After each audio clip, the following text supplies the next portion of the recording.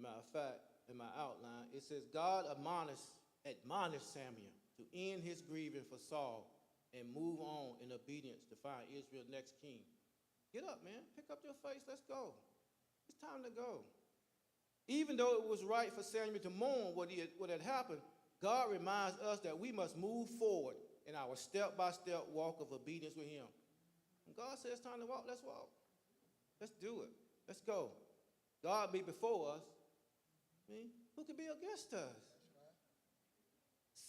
Saul's failure didn't stop God from his faithfulness. I underline that. Saul's failure didn't stop God from his faithfulness. God's going to be faithful to no matter what. He has to be. He's God. He cannot be. He cannot not be. That's proper English, but good God.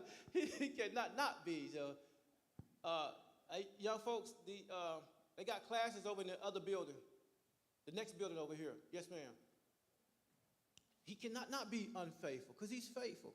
To use the nation of Israel for his purpose, God would anoint a new king to serve Israel as a continuation of his plan to redeem humanity. So all a part of God, the master planner, the master potter, the master designer. He had all this already planned out. He had it planned out, from the beginning of the world. Samuel was fearful for his life as he prepared to go, knowing that Saul would be infuriated to find out. Y'all remember, if you read back to 15 and 14, and then you read forward to 17 and 18, Saul was a madman. He was in that madman stage now. You get over to chapter 17, it's God brought that spirit upon him.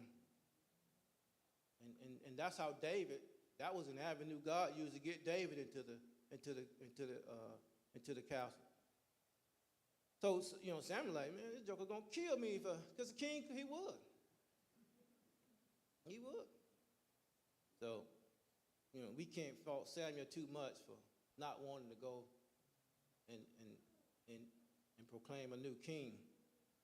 As a matter of fact, I was reading this morning that when David, with his 1 Kings chapter 2, said when David got old and all this, he was on the bed.